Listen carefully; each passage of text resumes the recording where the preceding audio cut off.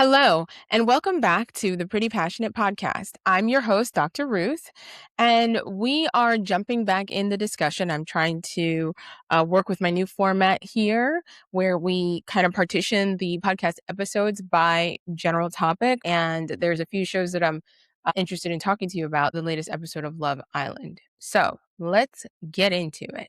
Really focusing on the sixth and seventh episode, what happens in those episodes. Basically, the most recent arrival of the three bombshells all at once. We have Soleil, we have Jen, and we have Caleb. It really shakes these couples up.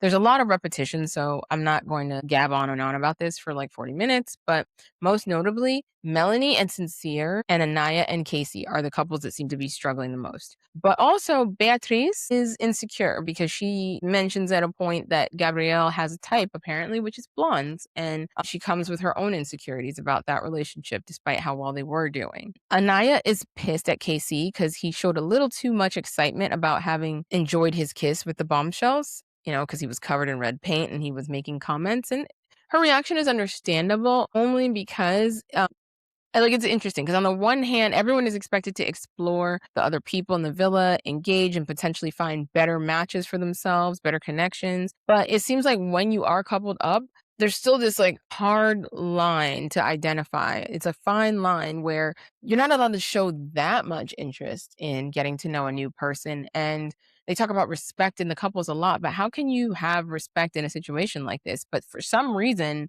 it's there. There's a line that the couples dance around and sometimes cross. And it's odd when we know we're in a situation that exclusivity is off the table, at least at this stage. So I find the psychology of this show fascinating. So anyway, everybody keeps saying they understand how it works, and then they turn around and get upset about how it works. And this is why I think it's BS too when people say that monogamy is just not a natural thing for humans to do, because I'm seeing countless example of people who are voluntarily signing up for a polyamory situation and being wildly incapable of handling it on any level. Other stuff that was interesting, Gabrielle pairs off with Soul like right away, who's one of the bombshells.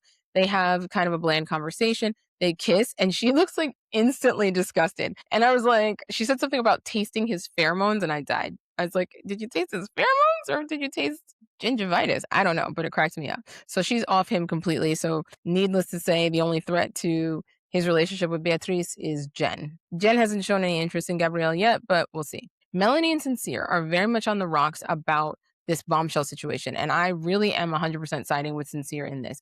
Melanie behaves very hypocritically. She shows extreme enthusiasm anytime she gets to kiss someone who is not sincere. Be it in the challenges or when the male bombshell showed up. She said that was because she was hyping Kenzie up, but even Kenzie didn't get as hyped as she did when Caleb walked in, and Caleb is 100% Kenzie's type. And what's crazy is I feel like she's doing this when she gets a chance to be like, get back for Sincere. And I always have to remind myself, get back for what? That one time that Sincere entertained a conversation with Kata back then? Like, since then, he's been on pretty good behavior. He, since then, has not really pushed the line past what's required in the challenges, and he's not actively pursued any connections outside of Melanie. So I think he's right to feel like she's taking things a little far with her get back. Other things, I love Casey for looking Melanie dead in her eye and calling a spade on what she did in that bed challenge thing, like going back and forth numerous times between Corbin and Sincere and pretending to not be able to tell who was who. They have a completely different facial structure. Corbin has like a slender face, and Sincere has kind of more of like a wide set, very like masculine jawline. And I mean, like they're like several inches difference in height. And she touched Sincere's hair, so she knew it was him. He's the only one with hair like that. So it's like, stop. And she actually had to stop with the excuses and admit that maybe she took it too far, which good on Casey for drawing that out of her. Also, I felt really badly for Anaya, who overall has been really loyal to Casey. If you look back and think about it, she, even during the challenges, does not exploit or overexploit opportunities to kiss and couple with other people. Even with the bed challenge, where every other person who did it, every other girl who did it, kissed every single man laying on that bed, she's the only one who actually felt the man and felt features, hair patterns, and stuff like that to find her man. Even Trinity didn't do that because I remember I was like, if Trinity doesn't want to play around and play the field, she'll just go for the hair and she will be instantly able to tell where Bryce is. And she didn't do that. And I guess that's part of the game. But to her credit, Anaya did that. And that's how she felt everybody and landed on her man and didn't kiss anyone but him. So I think she's feeling like they're in a situation of uneven loyalty. He's speaking a lot to her being, this ideal partnership for him and how he's so happy with her. But again, he responded enthusiastically to the bombshells and made jokes about it. And yeah, I mean, as much as I like her and Casey together, I think he needs to learn a little bit of a lesson. So part of me is like, you know what? Melanie wants to play these games. Casey wants to play these games. I like the rapport between Sincere and Anaya. I don't necessarily think there's attraction there, but they have a really cute friendship. And I was like, they should hatch a plan to piss those two off and actually act like they're really interested in each other and just be caught kissing. Like, whatever. But I'm being vindictive. But I do like their relationship. I think it's cute that, he was like hyping her up and telling her, like, don't cry, shoulders back, chin up, even with tears in your eyes. I was like, you see, Sincere is like, I like him. There's something more to him. He's more than meets the eye. He's not just a pretty face. He's got layers. He's an onion, a good onion. Okay, so another big point of what happened is that Zach pretty much told the bombshells initially he's not interested. And then he now is having a conversation with Kata where he's admitting like that was kind of a stupid mistake. And he's kind of rolling that back, having second thoughts about that decision. So they're both verbally deciding in that conversation, okay, we're still going to play like the Love Island game. And she's going to entertain talking to Caleb and he can entertain talking to the bombshells. Cool. Immediately after that conversation, Zach goes to grab Jen and have a conversation with her. And Kata is incensed. And I was like, didn't you just say? It's basically like each person wants the other person to understand them exploring connections and being open to others, but they don't want the partner to be open to others. And it's unfortunately not how this works. So because immediately he went for Jen, then Caleb goes and he pulls Kata and they're chit-chatting and it's off to the races. But also, side note, didn't Zach say he wasn't into blondes? Didn't he say that directly to Kenzie's face? Strange that he's interested in talking to Jen. I don't know if that's just him playing the game or what, but yeah, I feel like if I was Kenzie, I might feel some kind of way about that. I mean, he's entitled to find one blonde woman attractive and one not attractive, but he's the one who made the blanket statement that he's not really into blondes. But anyway, thought that was funny. But Zach and Jen do have a little spark over One Direction. And so is it possible it's not just looks for him? Maybe it's also the personality that may be a good match. But anyway, speaking of Kenzie, the minute Caleb walks in, did you see her reaction to him when he came in as a bombshell? Like, I was like, ooh, Corbin, you in danger, boy. Like, he is in trouble. She said over and over again, Caleb is her type. They're sitting there getting to know him, and she's like practically just like shimmying and shaking with excitement. She went to bed with Corbin that night, but something tells me, like, the way that she was oohing and ahhing over every little bit of his little North Carolina accent. See, I can't even say North Carolina the way they say it. My husband's from North Carolina, so I do understand what she liked about it. But yeah, he says it not North Carolina like I say it. He says it North Carolina. It's like a ah instead of an I. Yeah, like that. I can't say it right, but you know what I'm saying. Anyway, Kenzie, googly eyes, big heart eyes every time he would speak. So I know that there is major drama in the future for them. Okay. And then Sincere, after I guess chit-chatting with Anaya, he pulls Soul to talk to her and he's given her, good energy. And of course, Melly is anxious about it because she's a lot. She's just so much. They kiss. Also, Corbin and Kenzie, they have a moment. Corbin seems to be looking for reassurance from Kenzie that she's not interested in the bombshells. So he offers her that he's not interested in the bombshells and he's really happy where he is. But Kenzie kind of looks at him like, well, that's nice. So we know she's not where he is and she wants to explore with Caleb. Anaya and Casey chat and they seem to make up. And then it's nighttime. Everybody gets ready for like dinner, drinks, whatever. Okay, at this point, Gabrielle pulls Jen and they have a conversation in Soul Ties, I think. And it's not a huge amount of chemistry to me that I saw between them, but then they had a really passionate kiss. And that went on for a while after their conversation.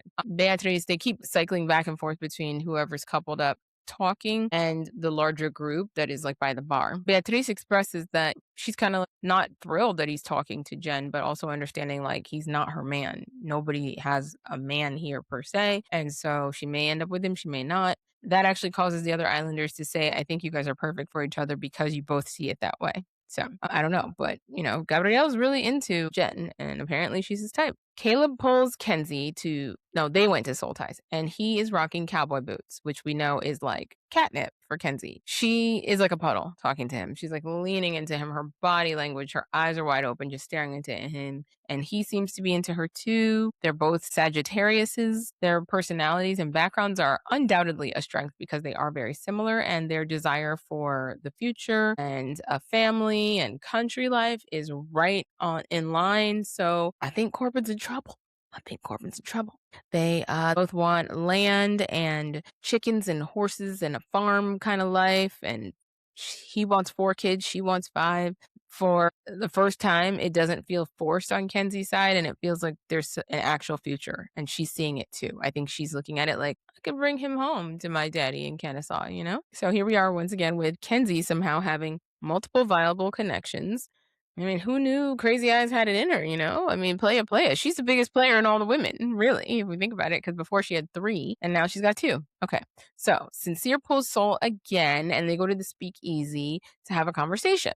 They're having a really like easygoing, unforced combo, talking about thrifting, road trips, things that they have in common. He talks about feeling seen with her in the confessionals and having butterflies and really enjoying talking to her. And then our viewpoint goes back to the common area, the bar area. Melanie is at that point expressing her anxiety that Sincere has pulled Soul for a conversation.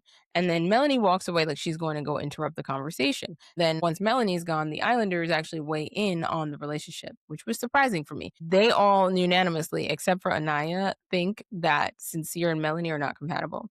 They think that there's a communication issue and that the issue is Melanie's, that Sincere is clear in his communications, that he's doing all the right things. They seem to be, like me, siding with Sincere here and identifying that Melanie's insecurities are getting the best of her, causing her to do the absolute most. And that is what's sabotaging their relationship. So at that point, Melanie is heading toward them and then they start making out like heavy, like to where you think, uh-oh, she's going to walk in on them kissing. She gets right up to the door, and at that moment, Soul gets up to leave. And it's like, it was so almost and so close. Honestly, it made me think, all right, did the producers engineer this moment? Like, that's crazy how close Melanie came to walking in on them kissing. And no matter what anybody says, I know that seeing it with them in private like that with her own eyes, there'd be no more to talk about. She would be done with him. So anyway, narrowly miss, I guess, that happening. And then Mel and Sincere sit down and have a chat, and he tells her about his desire to keep exploring the connection with Soul.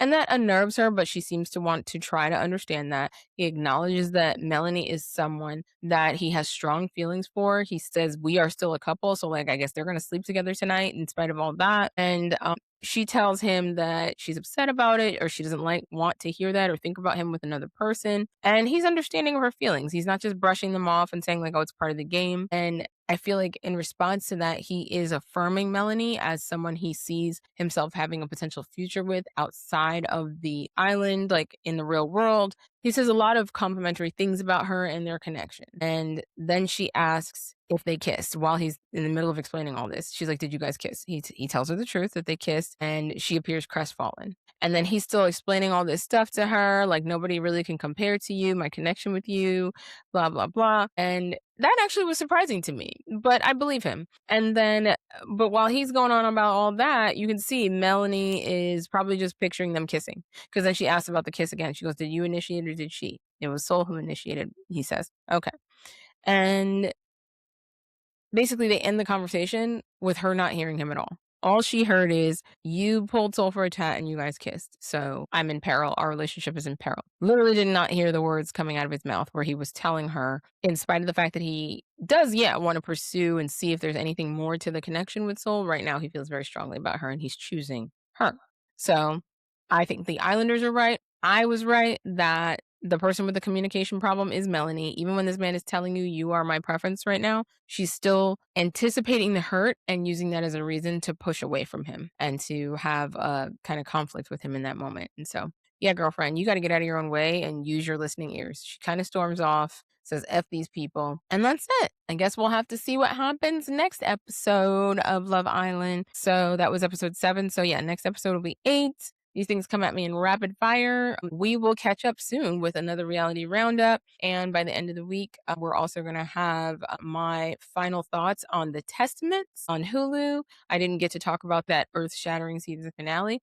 Okay, that's it for now. Please like, follow, subscribe, share the podcast with someone who you think would enjoy our little chats. Until next time, bye.